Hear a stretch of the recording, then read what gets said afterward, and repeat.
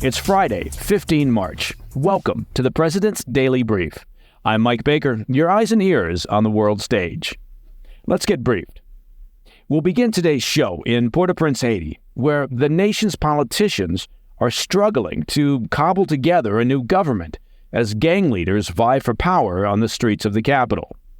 Later in the show, we'll look at a new report that says that the United States conducted secret talks with Iran in January to try and persuade Tehran to curb attacks by Yemen's Houthis on commercial vessels in the Red Sea. Apparently, and by apparently I mean clearly, to no avail, given that the attacks just keep on coming. Plus, we've got details on a clandestine CIA campaign launched during the Trump presidency, aimed at turning public opinion in China against its government using Chinese social media, which, of course, is taking a page out of the Chinese government's playbook, although their clever social media scheme has been to dumb down America through TikTok videos.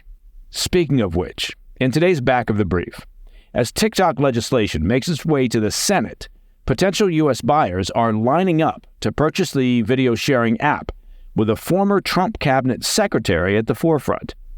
But first, today's PDB Spotlight. Things have been quieting down in Haiti just over the past few days, following the resignation of the country's Prime Minister, Ariel Henry. However, there does not appear to be that much confidence that the calm will last. A number of foreign embassies continue to evacuate non-essential personnel, including Canada, Germany, the European Union, and the United Nations. The U.S. State Department also continued its efforts to shore up security at the U.S. Embassy, with a Marine Fleet anti-terrorism security team arriving in Port-au-Prince earlier this week. Now, we've spent a lot of time talking about what's happening on the streets in Haiti. Now, I'd like to drill down a little bit on what's happening at the higher levels of the Haitian government. Currently, the nation's leaders are scrambling to stabilize the country by putting together some kind of temporary government, and that's a plan backed by the United States as well as other regional allies. The plan includes the establishment of what's being called a transitional council that would have 9 members, and I have no idea why they settled on the number 9. They'd be drawn from the country's various political parties and the private sector. The group would then quickly name an interim leader and ministers, and quickly, of course, is a relative term. Membership in this council has a few simple requirements. First, its members are not allowed to run for president themselves. Second, they can't be charged with crimes. And finally, they have to support a multinational police force that's expected to maintain order during the transition period. So, that's the plan. Oh, wait, that was the plan. A number of political parties have already rejected the proposed panel and have announced their intention not to participate. Most notably, an influential ex-senator named Jean-Charles Moïse is taking issue with the requirement to support the multinational police force, insisting that the Haitian people should reject any government supported by the international community. Okay. Instead, he's insisting on a 3-person presidential council that includes himself, a former judge, and a former rebel leader named Guy Philippe. Now, Philippe helped lead a successful result in 2004 against former President Jean-Bertrand Aristide, and was recently released from a United States prison after pleading guilty to money laundering. I don't see how that plan could go off the rails. But it does show that the chaos on Haiti's streets is matched by a similar level of upheaval within the halls of power.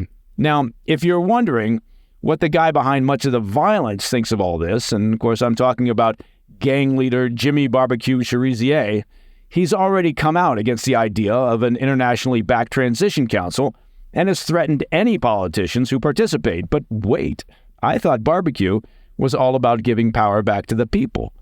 In a rambling audio message posted yesterday, the gang leader said to the politicians, "Don't you have any shame? You have taken the country where it is today. You have no idea what will happen." He added ominously, quote, "I'll know if your kids are in Haiti, if your wives are in Haiti, if your husbands are in Haiti." Now, you know that when a violent criminal gang leader, guilty of murder, rape, and other mayhem, asks politicians if they have no shame, well, you've got trouble with a capital T right here in River City. If the existing government leaders in Haiti decide that they don't want a UN multinational peacekeeping force led by Kenya to provide support and try to bring about stability, well, there's a real possibility that our man Barbecue here is going to end up in charge. Coming up after the break, a new report on U.S. secret negotiations with Iran over Houthi assaults in the Red Sea, and a look into a covert CIA operation targeting Chinese public opinion through social media. I can only hope it involves cute cat videos and dance crazes. I'll be right back. Welcome back. We're learning that the Biden administration engaged in a bit of back-channel diplomacy with Iranian leaders in an attempt to address Houthi attacks in the Red Sea and the threat of broader conflict in the region. An exclusive report from the Financial Times revealed this week that the secret talks with Iran were held sometime in January in Oman, the first known contact between the regime and the U.S. in some 10 months. The indirect negotiations were mediated by Omani officials who shuffled back and forth between the Iranian and U.S. delegations. U.S. officials focused on the Houthis' relentless attacks on international shipping vessels in the Red Sea and attempted to persuade the Iranian delegation to pressure the militant group to stop these assaults. The American delegation also reportedly brought up concerns regarding Iran's nuclear program, though we don't know those specifics. A second round of talks that were planned for February were reportedly postponed as U.S. officials focused on ceasefire negotiations between Israel and Hamas.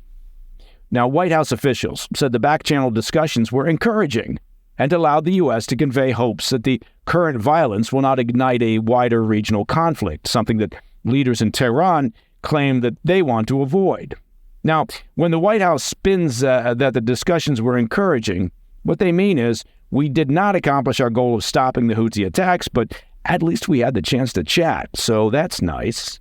Despite the optimistic rhetoric from the Biden administration, it does appear that the efforts have done nothing to deter Houthi aggression. Since late January, when the talks were supposedly taking place, the Houthis have attempted more than 24 attacks on merchant vessels and coalition warships in the Red Sea, using a combination of ballistic missiles and one-way attack drones. Now, these attacks include the strikes that sunk a British bulk carrier in February and the attack on a vessel in March that killed 3 people, and that was the first Houthi strike that resulted in fatalities. Of course, not all the attempted attacks successfully hit their targets, and many missiles and drones have been intercepted by U.S. and coalition forces. Over the same period, the U.S. carried out a limited number of targeted strikes on Houthi-controlled facilities in Yemen in order to attempt to degrade the militant group's military capabilities. Given the continued strikes by the Houthis and the counter-strikes by coalition forces, there appears to be little evidence that tensions will abate anytime soon. Iran also continues to claim that they have no real control over the Houthis, despite ample evidence to the contrary. Now, I'm not sure what the world is coming to when you can't trust the mullahs.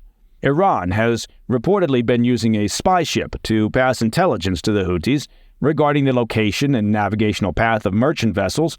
And, of course, there's the obvious issue of how the Houthis came to possess such a large arsenal of munitions, ballistic missiles, and drones. Iran serves as the group's primary financial backer and smuggles military equipment into Yemen. If they told the Houthis to stop, they would stop. But that, so far, is not in Iran's interests. All right, shifting gears. I want to take a moment to dive into the world of spycraft and how U.S. intelligence agencies are working to counter the myriad threats posed by China. An exclusive report from Reuters on Thursday, interesting timing, revealed that in 2019, former President Trump approved a clandestine CIA campaign aimed at undermining China's tight control over what information their citizens see regarding the Chinese Communist Party. The operation aimed to leverage Chinese social media to influence public opinion regarding Xi Jinping's government. The campaign employed a small covert action team who used fake internet identities to spread unflattering narratives about the CCP, not necessarily a difficult thing to do, although the operation was not limited to just inside China.